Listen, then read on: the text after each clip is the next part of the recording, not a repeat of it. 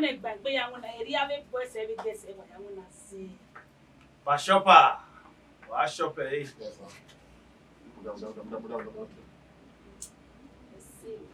Why we to or we make up a sewa for. Hey, madam. What do we know about? Hey, madam, we mure o. Pa shopper why you are kita we. You know say dog. You ma pa le people already am say dog we why you are we. Wa funny pe. My brother walking. Respect yourself. Me I wanna wait to that. Respect yourself. Not going to something for you. Respect yourself. Okay, walk, finish. Chopper we to me. The girls were maybe you go very fine lady how many to me again. The girls were jealousy the back one. Right. Show yourself.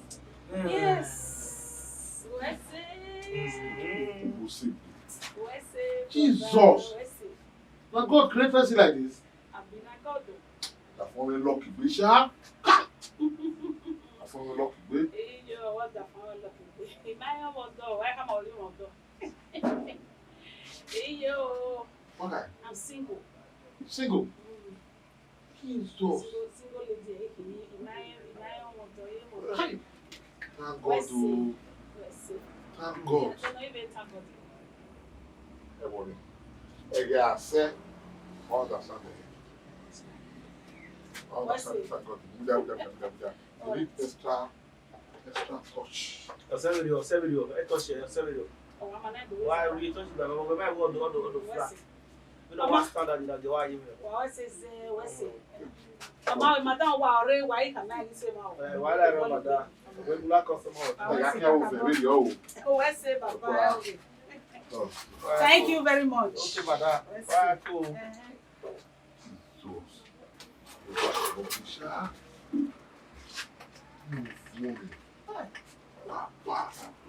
Everything about this woman are just queer. Bashapa. It is something. Just because we boss and boy bad or young man or no. We're begging me. He better. See, as I come my hair, like this, if you see breast, Shopper. Okay. Very now. You white. We come out man with what you a big mouth, you know. A hope you will unically do everybody. I bring my food. Everybody about customer. A big mouth, you know. You are waiting with me. I love you. But you're going my work is if you took me away. I worry. They say, why? Because who raised you and no, but forget that thing. If I don't collect, you see that party, I go climb up. Anyway, it must well do well. Wherever you call it, will care. None of skill when I was in it, don't use you. You don't know me. We are about getting a view. We are having my family are here. Yeah, we want to hear you.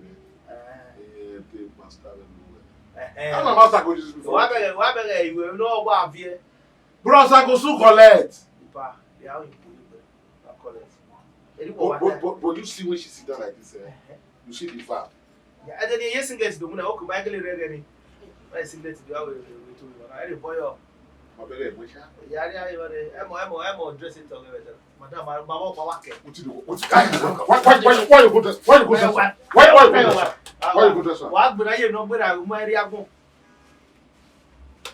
Why ask for anybody? You get a bus and phone. What do I say? When you were mine, then they do not all that way. Oh, not a big go. If I come out there, customer are more heavy. Well, no problem, sir. Yeah, where? Who try? Mike been a Benin customer. No, Mike been a ghost. No, Mike Benin customer. No, Mike ghost. Mike been a no, you are here. Mike been a Benin customer. Wait, who you are here? Don't you know you want to? Don't want me want to. Hey, skill man, we skill boy. Where do you collect? Don't pass the level. If I had it right. Well, we're not where you escape. I follow you, bro. See, I never pay. If I don't collect, if I don't collect, I'll do you well. Ella baby. Thank God the waste towel is free in my weather. So, I mean, you come out weather, you know, when you get a feedback from you, won't know how many when you get So what year we call it? Let me know. So let's say we go again. I'm going to Sylvester be at sea. I will let it come away. If we move in water. Eh? How way? You know what it take? Then you think. Even when you think, my dear. I may come when I were even when you think. Okay, quay on it. That's my baby. Umaewa. Uma says he will. You anytime away. Different cars. All my mother will ya dimina.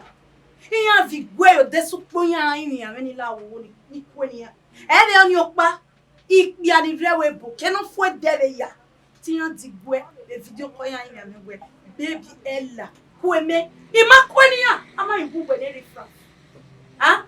We're not apprentice when we're winner. Eh, who know where baby Ella? Oh, here the lily. What man says well? Oh, there any time away. No, it says you. Mammy, your mother, Kitty. Been what Tepu Senny. A Benny or says well. Every measure. The Benham way. A bomb yam way. If I told you, you know, without missing this, so you women. You know that, dear, that was it. I didn't mean. Well, I think I was a force to you. No, they toast you, Mammy. We only said, well, so Mamma, I promise to Mamma. No, I don't live with one. They are not the Parana Solano. You did mad. I will toast you, call it, and say, what if we I read from them. I will force you a bit with the two. Which I wanted to do before. Even when I manage even your time, you have madam, and you're cooking me after. Yeah, your mother, but if you're Bokaga, you can't kill her, we're not donor. Well, we have put them on the Nepal was here. We are still we are not bleach. Or well, I make you go up one of the table. What I'm going to be now when you're parting you and I have one. I keep going on my soul. In fact, it's a way not to see Madame give up with it. Or we'll have on it. Not make you want to debate a bad part. Chris, a present papa, you're listening for 1 year. Was why I from the get. Any nobody go let you who are.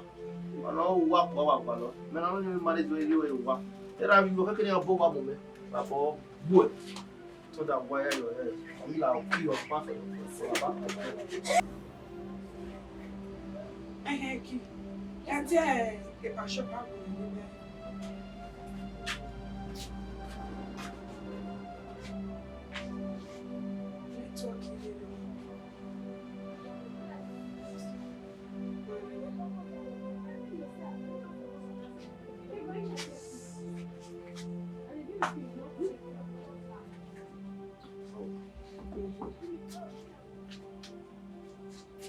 we're not where one is total. Eh? Where you madam way. Dear, we are going. A minute went back. But the no who can win. Wouldn't where or once in 1 week or maybe 1 month who pay agreement to went back. I generally go, Mammy. You remember where there? Madam, I get from my farewell. Our agreement in a row. I get from only few well. Ude my government I pay no. A client me I pay ne. If my client don't pay, see Allah this store I don't I go buy them. Where? The Nutaba. Where the collective I pay ne. Where he pay agreement a balance. Then every afternoon like this, I'll be buy you lunch. Afternoon food every day. Okay. The client can't pay when we case one, and the guy who case one pay agreement. Is that what you are saying? Madam, let me tell you, let me go to buy you afternoon food. And afternoon, but I shop at the agreement. Well, relax now. Alright, don't want to halfway. Who there? Who to tell you what way? We know what. Wait, chop a client that pay for no kid to big agreement. Emma no can do it. Well, I want to tell you what? Rubbish.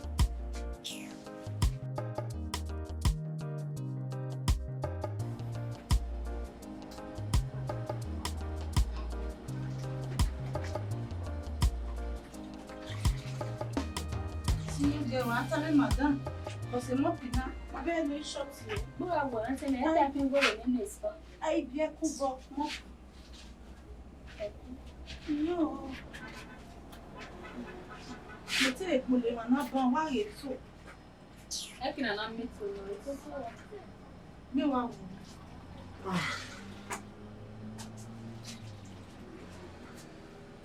Jẹ́ kí n mọ̀ kú wẹ̀ kí bàtà láwà. Wọ́n lè kí bàtà. Ìdí dojú ń la. Àwa o. Ẹ ò rí ya. Ẹ pa aṣọ fún mi máa dà sàn. Wọ́n èrè wíkì náà ẹ̀yìn máa mọ́ pì. Wọ́n máa lè lè ọ̀nà lẹ́tì rẹ̀.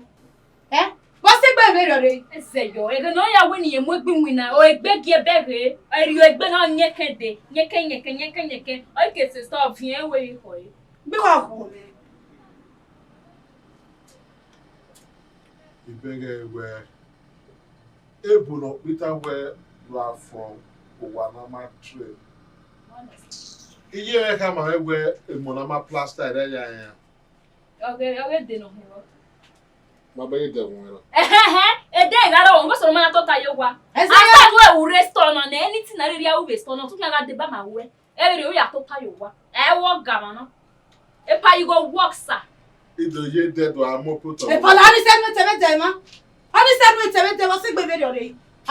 Ọ̀wù yẹn dọ̀ ayé dẹ̀. Wúwú kẹ́lọ̀ gbàgbé mi ti gbàgbé tó ayé dẹ̀ mu náà. Wẹ̀ sí ẹ̀ ẹ̀ tari yìí mọ̀ A problem. Yeah. Now the senior girl you are. Hey, who's somewhere? If I touch you, your senior girl go run come for you. Sir, you no go try am. If you try am, even if I better, why even no go yeah. You are nurse, woman dey beat man. No try yourself. No, wait, Hannah. Who dey na you no way, no why. No. Me wait for you. Where hasa? Where hasa? We no miss happy no. Ya no here. We no miss happy no. Ya no here. But when maybe can open up book here. Leave am. Now dey your help. Gangan. Now dey your help. I dey want you. Let me start at Now dey your help. right now. Everything why Get Get why go back and get it. Why you go?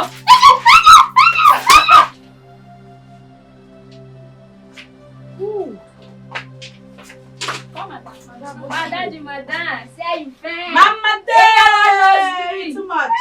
Madame, you. I don't know why they can't. I'm not even happy with the club. Madame, say you fan. That pass when Madame, I don't know. It's a lesson for marry. Oh, marry. E pa chapare o. Here is to. Kanupo.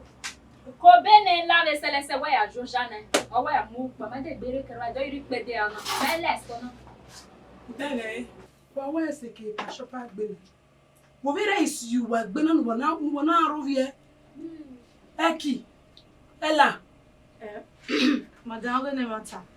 Ba wa ha ma we e ni ma ha mi yin go so mi. Ma be Sylvester mana wa yin ye o bo ni we no la wo na egu. So papa no me no se no mana ire kedere wa de. O te ha mi ma yin ya bi ma o. Asira wo ya ta yin ya bi ma. Ate tere te ha. Ella. When me wa kakapa wa yen. Where ro no so we de gbe yan yin o we. Wa be do na gbe. Ono do bo awe una griba very only wa kakapa wa gbe bo yan that what we win no. You go my free ne. No we kere na e ban you wa my free ne. Egbe kina me man like e. E kina ya we win na na e kina ya gbi na ya ro me no so ma. Even a pa shop o ga ro me gbe so me no be nya so. Igunu da wa no wa no. E no wa no e la Udigbe. Hey. Emi ni wa bere bo. Nene e pa shop na wa be Sylvester wa ya kan wa ri o wa no wa ya digbo emi. Benin na e so na wa ba de gbelama na. Wa de gbelama. Madame, you no join. You be fa bulu wa bani. We no join. Afo no wa gbe. Don't brush me to. We no join.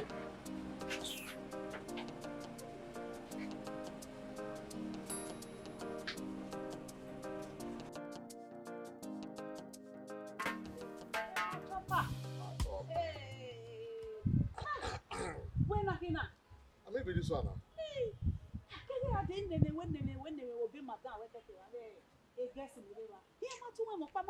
See, it's Tony. As a year. I mean, if you're going to 20, I don't waste on it. You have to have them and not with me one email. For which? Yes, now. They're too small now, they'll be rat. They're not able to make. But ya re social da imatan so ma do ni ame ne akwa kwa na ya so. Sanu kwa we si na wa de kun we na. Iwa mi si we kaka bo de so ni. Eru da we arrest over ni ha ojo o hun wa na are na do awete wa. Chopa. Ya so wa kwa ya so. Wa so. Ya so. La wo are ma. Are iwa go ro ina mi we. Ori ana go ji. Na mi ati mi na ito wala da. Okay. Chopa, mi si we o, ni me ya mi o kedere ade. Wo ya re so ni. Àwọn ẹ̀gbọ́n wa ká àbọ̀gbọ̀ àwọn ètò nínú kẹ̀kẹ́. Inú wa ya no wota na wo kaka bo so. E ko wa ka ma we we se no. Igu wa se no. Lady P me ki na àwọn ẹ̀gbọ́n wa no mi me ra je ni. Chopper. Na me want to go. See money. Chop money. Wa yo na ya mi. Wa eto e ja. Just go ja la motari. Chopper Mama. So the next time you saw ya me we na. Ya de. Akwa na me wa so. See you. Oh.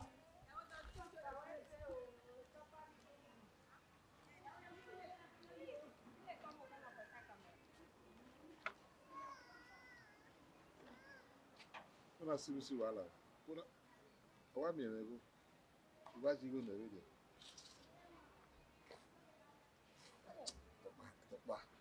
I come on around. She never know what to do my mind, but the I come by. But you got me here, the way in any. Kuna si wala. The morning you may hear the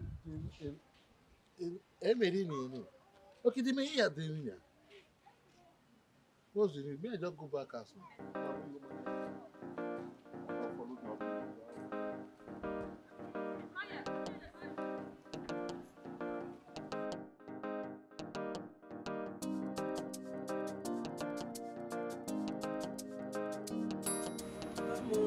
what's the kakabo? You see, Oma, Imadawe. Boya fe. Not to back limit to boy, all with big one women. On a rima where Obama. Muna seti ame might. Muna giani adoing yawe. Okwofi.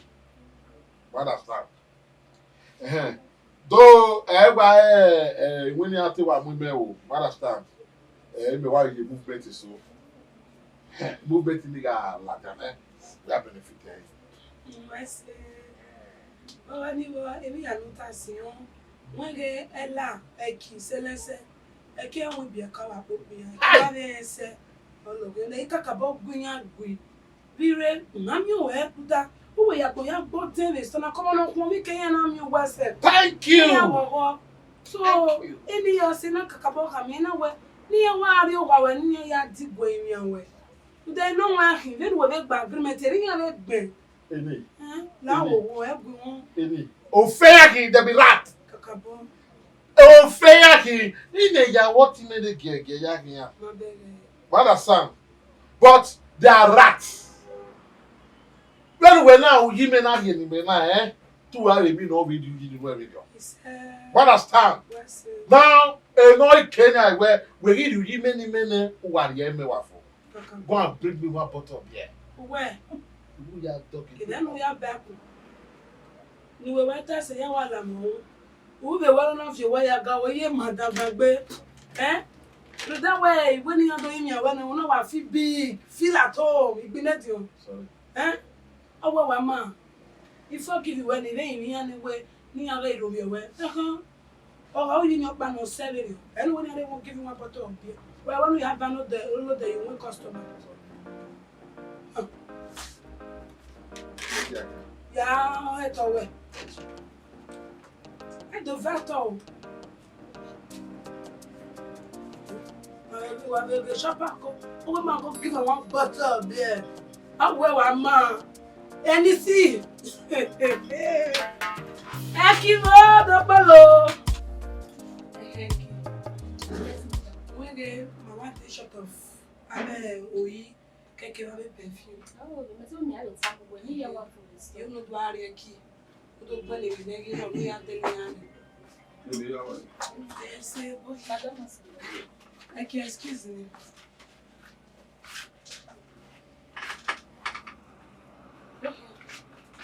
Afala. Ó. Vem aqui. Go ya big guy mo If you kiss out of it, when you got time out about that business. Oh, yeah. You are pumping go. Yes. You know what one business near what drop now. Ah, no salo bo. Take up that.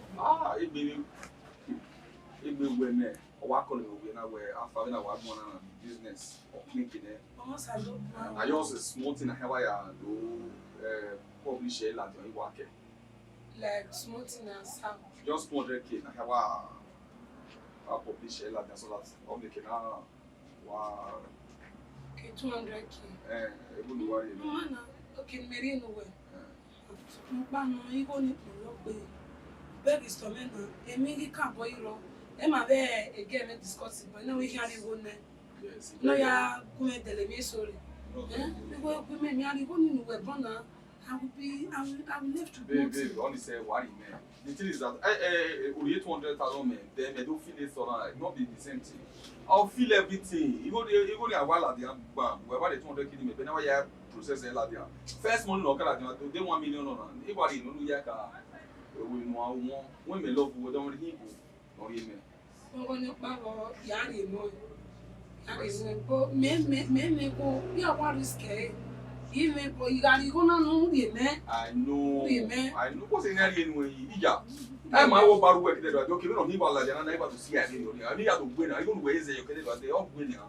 Mama no gbe mana. Ya transfer no no. Even cash, the cash no go. E here na e kino ya David go. Me worry the company so that me why am me why am ya one me get last ban. Why we baba na me. Ya Go. Why we baba na won. So that you can say you want me won. Okay. I tell me I won. Okay, bye. Okay. Ya wa koki we bona wa ba mi na. Me transfer na marine.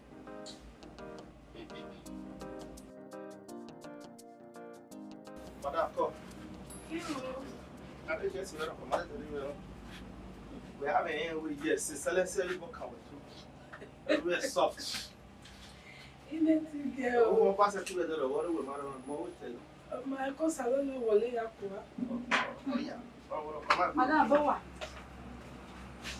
Hey! Oh, look too far. Jesus. Ella. Mama. Ella him. You will not wear a bear who will go and shower grant, you know. Okay. Eh? Ella, Opo working a few copy well. You will not wear Ella. Madam, I'm sure why Mama you so no e wa last time wa for wo. I do that. Ella, go where muna. If na that one my uniform dirty. So when I take wash yesterday evening, you know dynamic me wear different. Who wa ya je uniform? Who you wa ya je uniform Saturday? Ure. E dey Sunday ure, who make a uniform. Una ju pa sha pagbe. Madam, Pagbe. say Le mana. say get that money in the restaurant. What tate? Look that way why you want to go. Ah, you don't see get way boy. Something fine, Ella, why you born the way you if you go where? Ah, Ella. madam. Mon ba ni ti we. Okay, to so we here. When we kekere ko e no ni ti e. Mo ari owa. Ella wo nya store me. Man e also grant. Se le se wa nga pe pomo gba lo lele. Wa fa pare wa. Lele e di we to me. Ya le pomo. Hey! Yeah. Que no get la here. Que no ella no do get here. Na madam e get pe wa ki ga here. Jesus, sa wa je mi sha. Madam, e ke la de no do na here na. E wo ye fe ko na. Oh, we no you. Guy, e me say ni you are. E madam working and describe me with Ella, she's an apprentice. Hey! What's it body? Okay, remember e gbe mi na Ella jo no ma. Okay. A customer guy when e bani o re na we ashawo grand na. For wa maru. For maru. That means that means akwaru wa so about ya we to so le bi like. Wa do we to abi u kan lele laare o wa. Is that your camera done? E je transfer we ya valor. Get carry to the kid over. Hey, Ababa, where begging. Now, why you are there to say who are.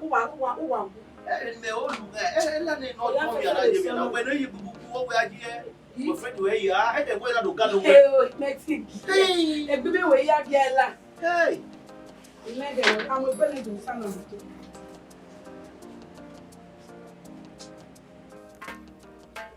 Yeah, I put in at your time.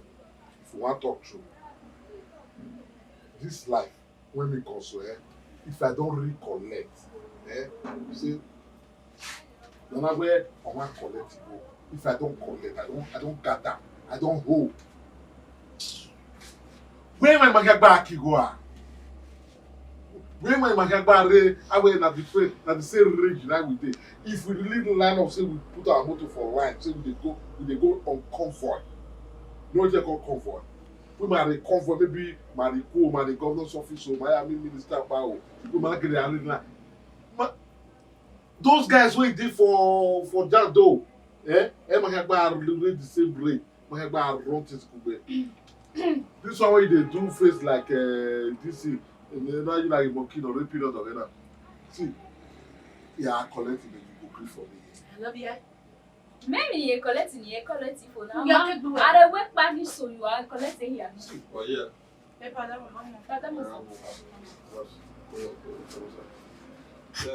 Madam. Mary.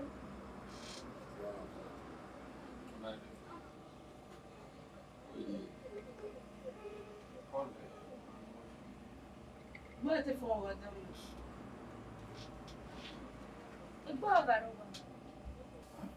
And you are so well.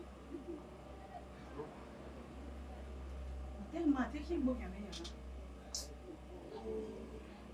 Okay, mommy, I'm no, you want to marry. What am I with you? Okay, sir.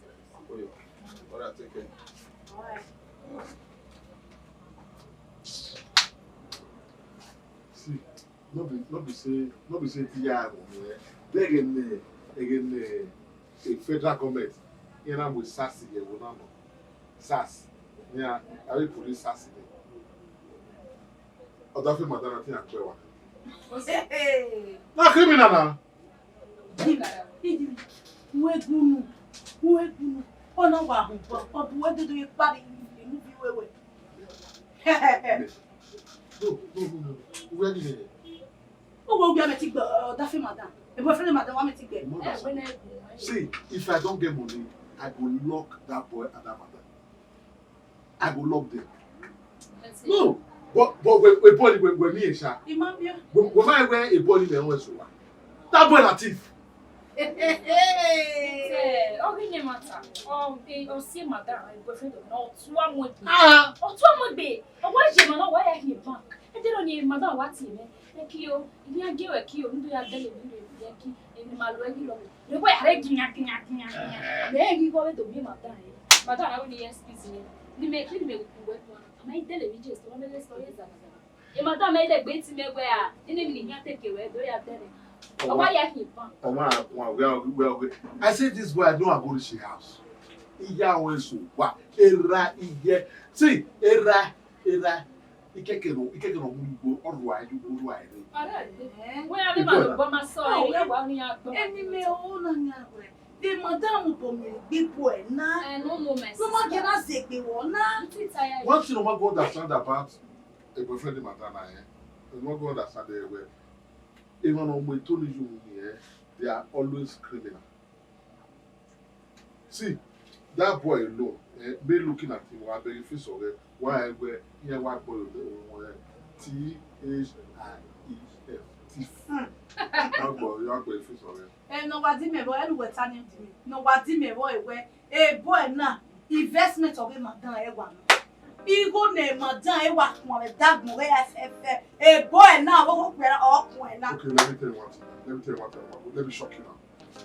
Now, we know you are where we call him madam, and then I go to madam. Now, where madam? Madam take you. Hey, running madam one now. Can I tell you now where a Sylvester with madam you? Oh, yeah, why you are? You want to try a ground, because I want to get straight. And when the mama, oh, yeah. Ella, position it for no makeup. Yeah, continue. Yeah, they were. I don't want rubbish on my face. Come on, you make up it. When you end up where? Talk to them, I'll slap her. Ella, respectable, make up her. I'll slap her now. Not slap her, make up her. We're full of the slap. What do you wear? Oh, well, like you say, what's the woman facing? If it's a word, if it's a word, where is someone? Where, what you say? I will be like, I will like, buy a bit. Madame arrest, a girl arrest, apprentice arrest, Madame it's one. We make up her. Now the color of We're not going one year in the store. I don't know what the color of your career. Mammy, well, I want of a fan, my color of your lone. We are playing a position real. You better go make your one. Oh, yeah, well, comes one. Over something. Why are The man, tell him one of people are meeting our free meeting on the salon. you more back limit in there. If I do this, I get up, I beg. I have was in the makeup your but I almost 20 hours ago. who can wear paper face again? Oh,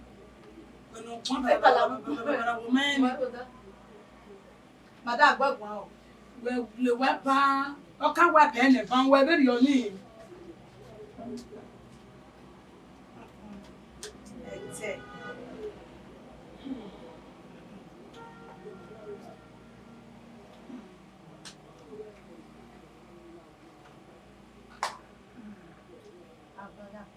Why say, oh, I dress. Women dry bye. a shadow. Say, I'm going to get why day? When I can shop and make up a call. If I never learn and finish here, I never started. You see, I go to film. Oh, see, you're now. And man understand it well. At the room, oh. At the room, oh. Who you may you wa? When they soon live, and now. This and women drawing in here.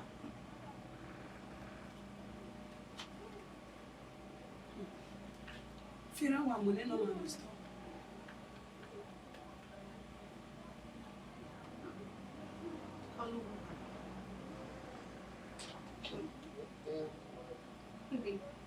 Yeah, I'm say, I have bro, no drain. I don't try. Daniel, shopper.